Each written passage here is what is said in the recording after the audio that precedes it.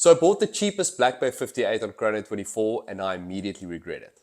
So firstly, I'm going to start off talking about the Tudor Black Bay 58, what the actual watch is, why I bought this specific watch, and then I'll get into why I regret buying it. So for those of you who don't know, the Tudor Black Bay 58 was introduced in 2018 as a smaller version of the normal Tudor Black Bay, which came in 41mm. The Black Bay 58 came in 39mm, and that was at a time where everyone wanted a sort of smaller, mid-size, more vintage-looking watch. So it was extremely popular from the get-go. It's one of the most hyped watches ever, and that's sort of how it caught my attention as well while I started my journey looking for my first luxury watch. I was browsing Chrono24 and looking at all the watch options out there constantly on a daily basis, as I'm sure a lot of people do. And I saw a Tudor Black Bay come up, and it was the cheapest one, a Black Bay 58 obviously specifically, the cheapest one on Chrono24. I was looking at a couple of versions. It was a blue one I was looking at, but then the black one came out, and it was literally the cheapest one on Chrono24. The cool thing about that was also it was in South Africa, so I didn't have to take the risk of shipping this watch from overseas, getting it from wherever, not knowing if it's going to get here and if it's actually going to look like the pictures and stuff. So it was actually from a dealer here in South Africa. It came with a box and not with papers, which is something I didn't worry too much about, seeing that was the cheapest one there. And it looked in absolute pristine condition. The watch looked really, really good. Like from every picture I could see, it looks really good. And then when I saw the watch in person, to me, it looked unused. I mean, I didn't look at it with a micro lens or anything. It looked amazing. So I was just like, wow, this watch looks really, really good. It wasn't really specifically a watch I was looking at. I was considering it for one of my first luxury watches, but I didn't really think I specifically wanted a Black Bay. But because the price was so good, I think that made me say, hey, I'm going to pull the trigger and just buy this watch and see how it goes. The Tudor Black Bay 58's prices also came down quite significantly since the launch in 2018.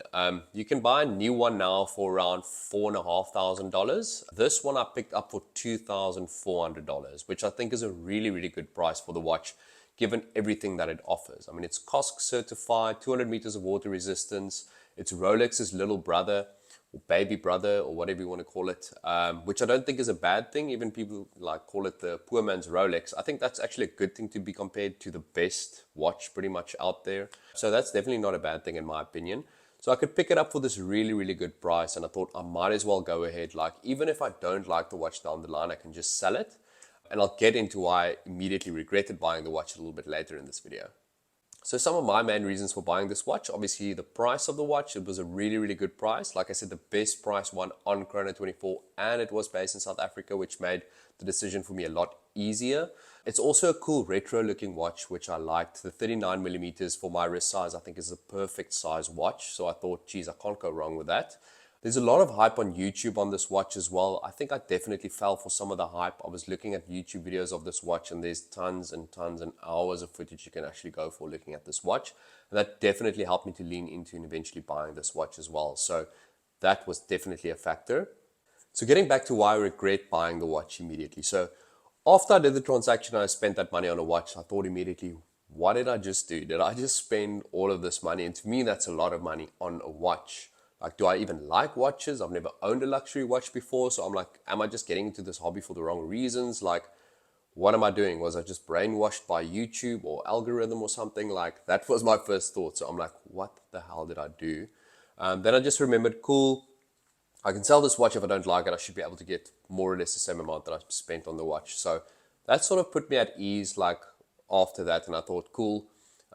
Let me see how it goes. I had a trip planned. We had a trip planned. We went on holiday to China actually to visit my wife's brother over there. And I thought, cool, that's a good place for me to take this watch and actually wear it and see if I enjoy this watch. And I ended up never wearing this watch. I bought a normal Casio, a 5600 G-Shock that I wore pretty much the whole time because I was constantly scared I'm going to scratch this watch. It just looked in such good condition that I'm not used to having such an expensive thing on my arm. And I was like, I'm pretty rough on things. Like, I enjoy, going hiking or running or whatever. And I don't want to worry about scratching a watch, even if I maybe don't even like the watch down the line and I want to sell the watch. So that was definitely a factor for me. So I ended up almost never wearing the watch, which is pretty disappointing because if I want a watch, I want to wear the watch and I want to put it in a box and forget about it. So that was definitely one of the factors that I could see coming along, and me not really going to wear the watch for me trying to maybe sell the watch down the line. The other thing that I also noticed on this trip to China, it was super hot there. So it's constantly t-shirts, board shorts, flops.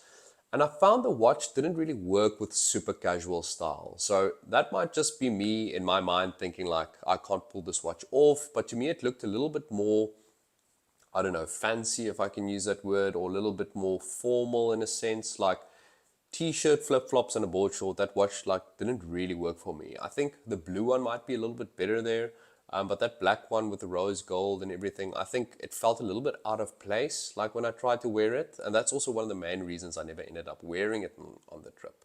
Also, we're looking at the watch. I think the size was perfect. 39 millimeters was really perfect for my wrist, but the watch looked dainty in a way. Like I get the retro style, but it felt a little bit too dainty. Like I don't want to wear this watch when I go outdoors or just on a day-to-day basis. Maybe it's just not me. Maybe it's just not my personality, but I felt like the watch was a little bit dainty, if I can use that word, and I just felt like I never ended up wearing the watch. And then lastly, I fell for the hype of this watch. Like there was so much footage of this watch that I went through and looked at, and I'm like, it just convinced me that this was the watch I needed to buy to get into luxury watches, to understand watches.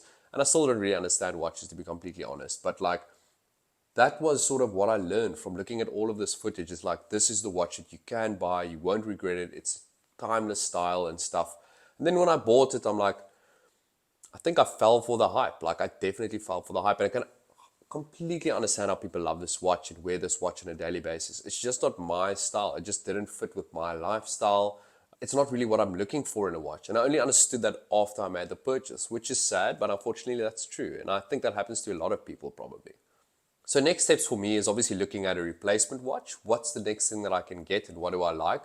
I've really been looking at the Omega Seamasters. I quite like them. I actually have one on my arm at the moment. It's a mid-size one, 36 millimeters in black.